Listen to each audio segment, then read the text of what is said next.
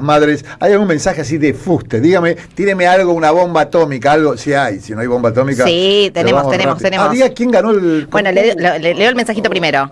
Hola Donato, quiero decirte que a mí también me representó mucho la diputada Cariñano. Por fin alguien le dijo en la cara a Milman lo que se merece. Y a la loca y al loco y lo que sea, pero a las cosas por su nombre. Eso es ser peronista, agrega. Sí. Y dice, y también me representó la movida de Juan Grabois en el Instituto Juan Domingo Perón. Bueno, se lo respeto. Son distintas cosas que llegan. Doctora Leighton, tenemos a la doctora Leighton, Estefanía Leighton, médica uróloga, sexóloga del hospital, de clínicas y del hospital también Tornú. Sí, todo eso. Exactamente. Bueno, hoy vamos a hablar, usted propuso hablar de genitales, ¿cómo se llama el tema? Genitales en aprieto. Genitales en aprieto, punto, fimosis. Exactamente, vamos a hablar de fimosis. A ver, vamos a hablar de la fimosis para todos y todas, porque no es solo para los hombres, también. Yo voy a hablar mucho de la fimosis. No quiero hablar nada autorreferencial, porque estoy un poco sensible, pero sigamos. Vamos con la doctora. A ver, doctora, métale. Bien, muy bien. Bueno, hoy vamos a hablar de fimosis, en primer término, por dos cuestiones.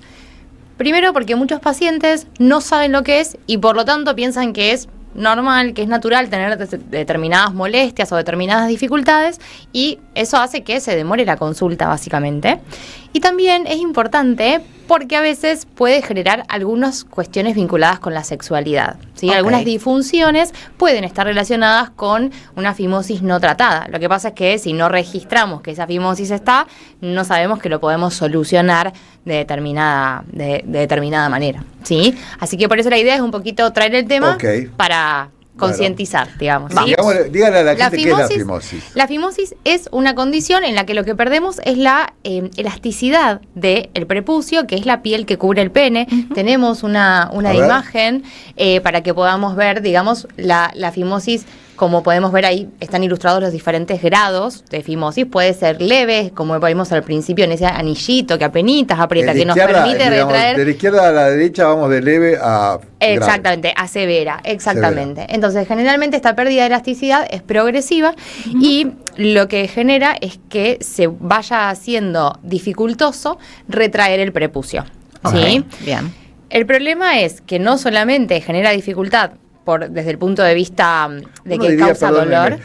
Así la gente dirá, se ve, parecía como normal, y sin embargo ya ahí hay un grado de fimosis. En realidad lo que podemos ver en la imagen más leve es que tenemos un anillo que comprime, digamos.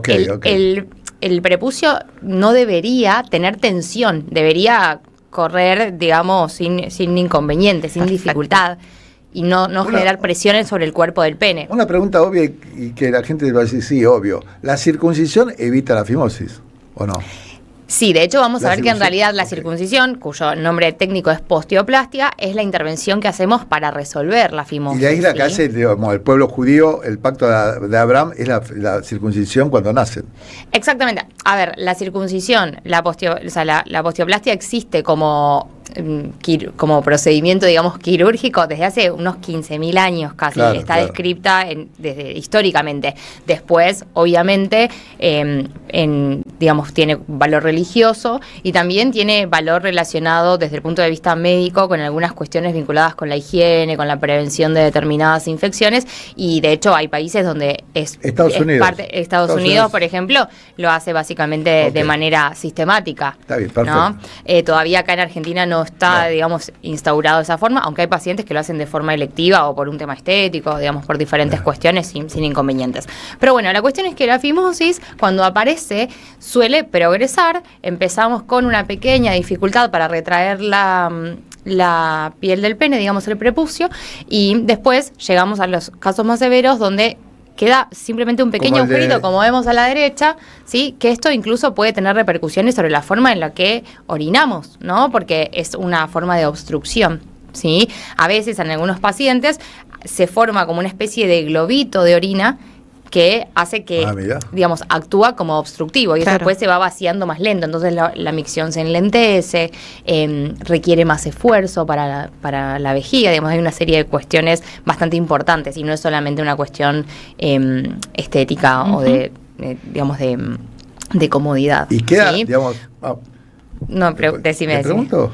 Sí, pregúntame, si no yo les sigo contando como quieran. Acá es así todo muy dinámico. Pongamos la imagen de los distintos grados de fimosis.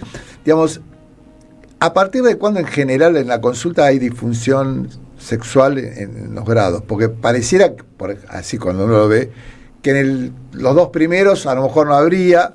En cambio en el último claramente, además del tema estético que es casi mínimo, digamos, es nada en comparación. El tema puede tener hasta infecciones urinarias, no puede tener eyaculación normal, o puede tener una disfunción sexual, ¿o no? Exactamente. En realidad, ¿cuánto tarda en asociarse? La disfunción sexual que más se asocia es la disfunción eréctil, porque está vinculada con el dolor. Con el dolor que produce. Y esto va a depender, entonces, no es que aparece en determinado grado, sino que va a depender de cómo se presenta y de qué tolerancia tenga el paciente, de cierta forma. Porque lo más común es que tenga que ver con eso, con el dolor.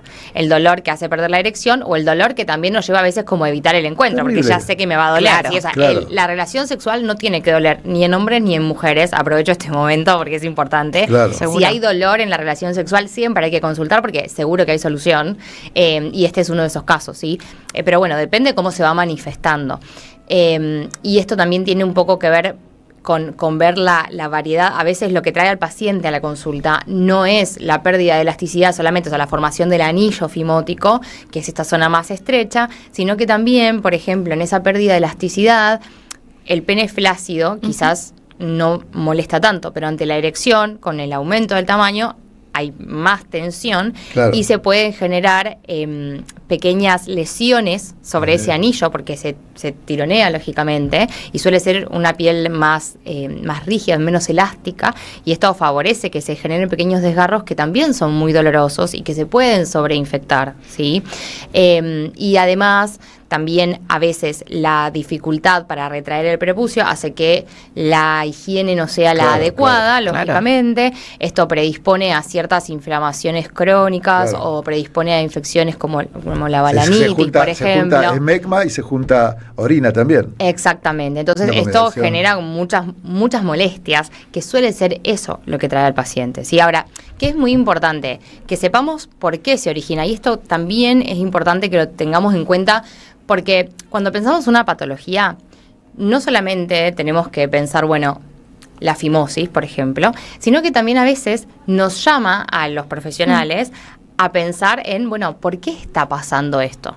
¿Sí? La realidad es que la fimosis en los chicos es fisiológica, en los pacientes pediátricos es fisiológica, pero en los pacientes adultos no tendría que aparecer y nos tenemos que preguntar, ¿qué puede estar ocurriendo para que esto se desencadene? Y ahí tenemos muchos cuadros vinculados con lo que son las infecciones a repetición, sobre todo las balanitis, que son cuadros de inflamación del glande, donde hay prurito, digamos picazón, puntitos rojos, ¿sí? Cuando esto se empieza a repetir, puede generar esta inflamación crónica.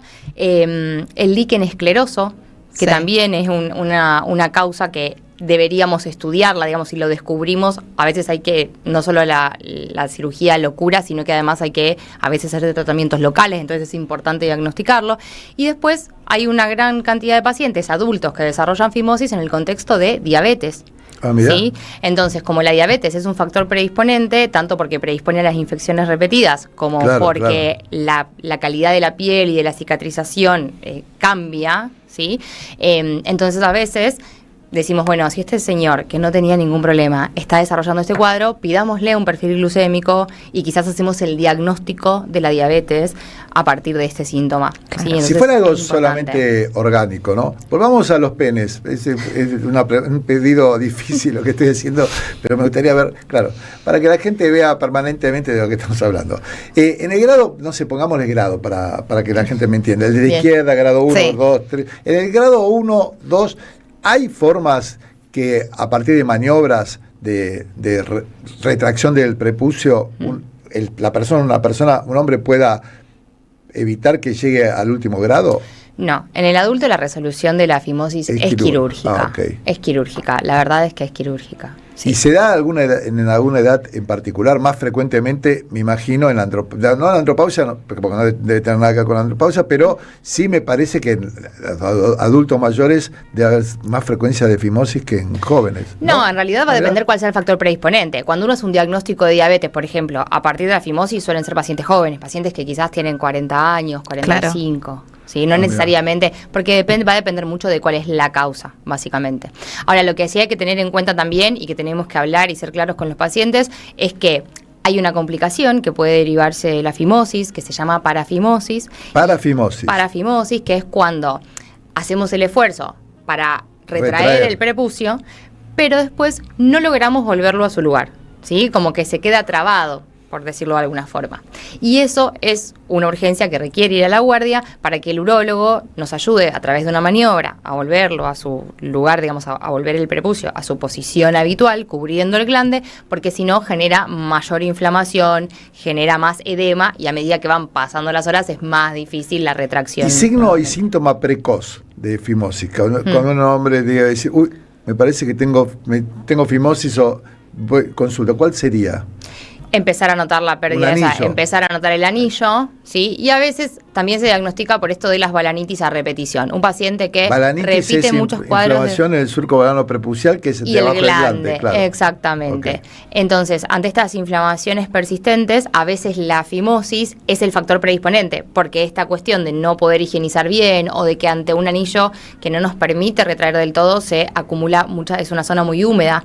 Entonces, entre la humedad y el calor pueden sobrecrecer diferentes microorganismos. ¿Es frecuente, digamos, en general en las consultas urológicas? Sí, muy frecuente. ¿Es muy frecuente? Es muy frecuente, muy frecuente. Generalmente, como les decía, lo que trae al paciente en la vida real es el dolor. O sea, el dolor, las lastimaduras, estas cuestiones que lo afectan en su sexualidad. Y el tratamiento es quirúrgico. Tenemos también una imagen del tratamiento, que es lo último que quería contarles. Sí, más que nada para la imagen del tratamiento quirúrgico. Porque a veces hay una falta de consulta por el miedo al tratamiento.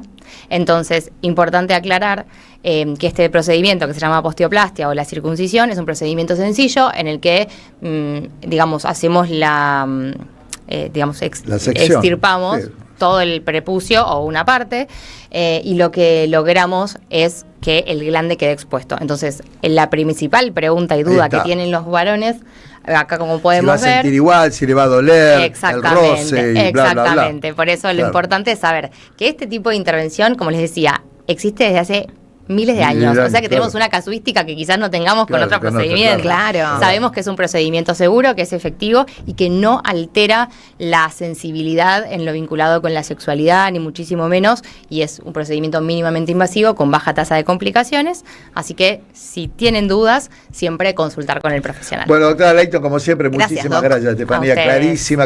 Un tema que nunca lo hemos tratado acá. No, bueno, ahora diga de nuevo quién ganó el